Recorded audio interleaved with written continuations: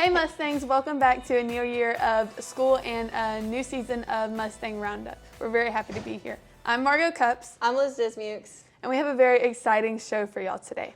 We're going to cut to field reporter Virginia Bass with the football interviews. Thank you, Liz. Here I am with Coach Adams talking about last Friday's game. Coach Adams, how did you feel about last Friday's game against Russell County? I feel like our guys played really hard. We went into a really hostile environment.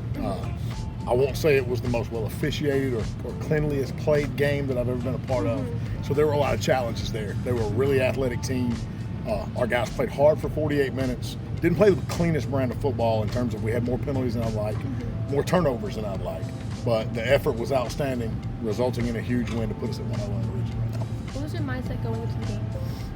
My mindset was we had to have some guys step up in big moments. We've got a ton of injuries on the team right now that we're having to fight through and move guys around, play a lot of young guys. You know, we had a lot of guys played in their very first ever 6A varsity football game Friday night. A lot of guys that only have junior varsity experience, some that don't even have that, you know, that had to play critical roles for us. You know, they stepped up, their effort was good, they helped us get the win in the end. Do you feel like you guys could have done anything better? Had we avoided some of the penalties that killed a couple of drives, it would have been a game that we won by 14 to 21 points instead of 3. How do you feel about this week's practice, getting a week off with our next game being Carver? Yeah, it's a big week for several reasons. One, we've got 2 weeks to prepare for a really good Carver team. You know, 2, this week off is going to let us get healthy. You know, some of those guys, those injuries that I was talking about before, we can back off the practice reps so some of those guys have more treatment with the athletic trainers and hopefully get those guys back to full speed for a big game next week. All right, thank you so much. Thank you. Go Mustangs. Go Mustangs. Thank you, Virginia. If you're looking for something to keep you busy in the upcoming weeks, we're going to cut to Dash with interviews from the Complete History of Theater Abridged. Thanks, Margot. What's crack-a-lackin', SE? You know me. I'm Dash. And today, I'm going to be talking to you about the upcoming theater club production of the Complete History of Theater Abridged.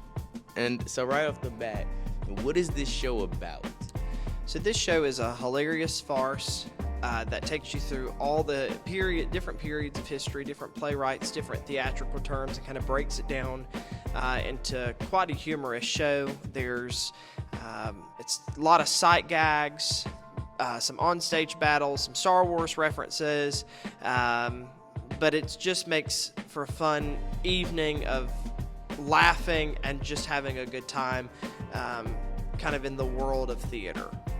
Okay, that's good to know. And you know, a lot of people have been asking about this show, and it's one of the number one questions is, if I'm not into theater, why would I enjoy the Complete History of Theater Abridged?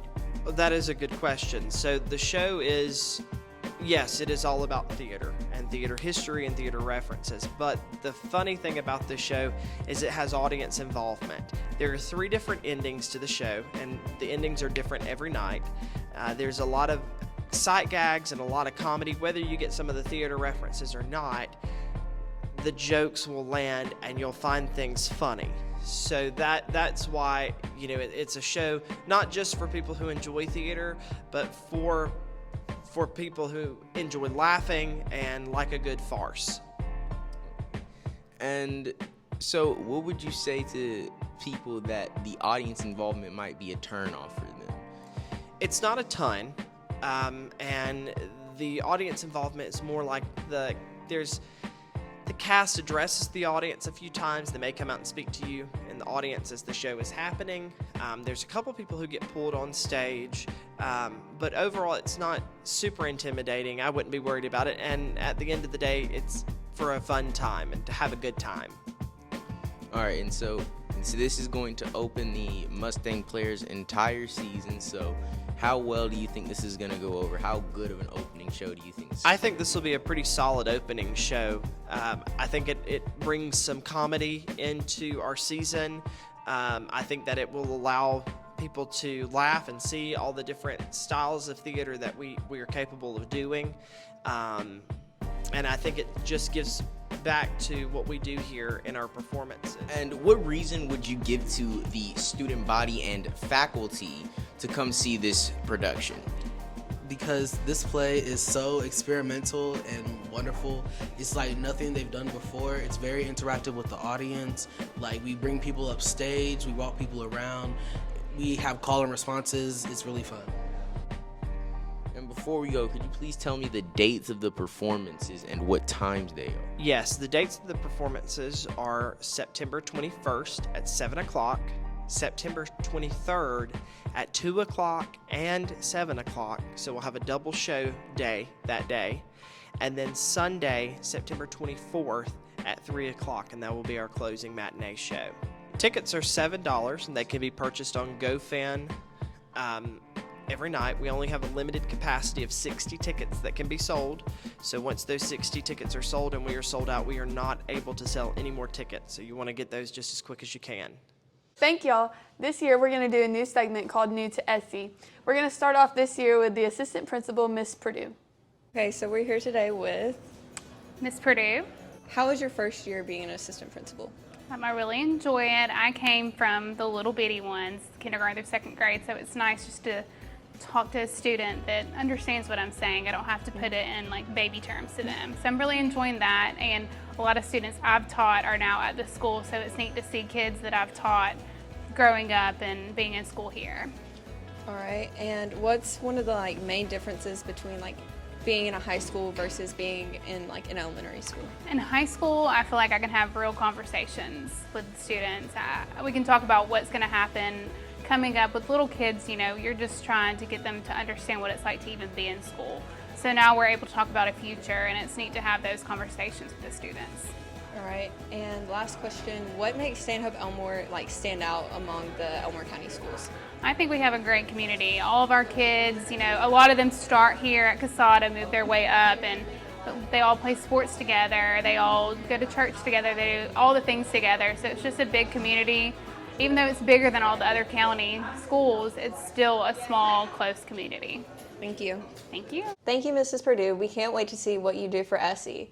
And now here's Miss Montgomery introducing the new club, First Priority. Okay, so I'm here with Mrs. Montgomery. And what club are you starting up this year? We, Coach Bowling and I are starting up First Priority.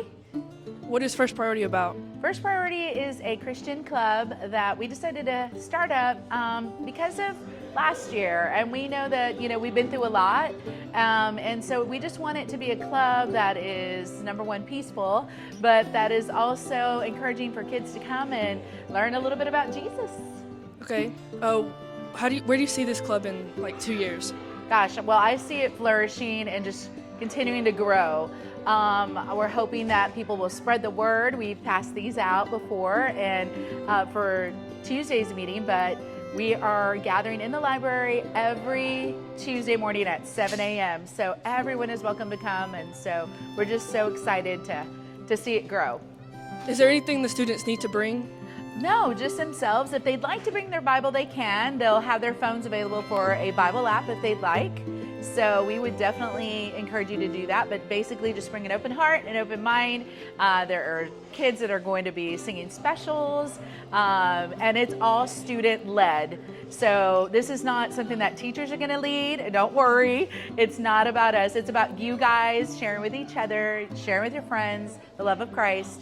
And we just want to encourage every student to come out here, and anyone that would like to participate can be a leader for us. And if not, just come and sit in. Thank you. Thank you. Thank you, Miss Montgomery. If you have any more questions, you can see her in room 111. And before we let y'all go, here's a few additional announcements. DECA forms and money are due September 15th to Ms. Kane.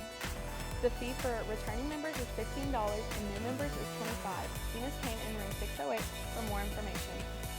FBLA papers and money are due on September 22nd. The fee is $30. See Ms. Constance for more information.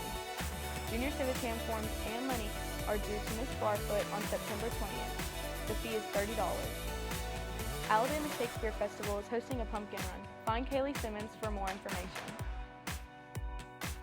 Thank you for watching Mustang Roundup. This is a wrap on the first episode of the new season of Mustang Roundup. If you have any questions, you can go visit the website, or you can visit YouTube, Twitter, and Instagram for more broadcasting and coverage of Stanhope Elmore. I'm Liz Dismukes. And I'm Margot Cups. This is Mustang Roundup.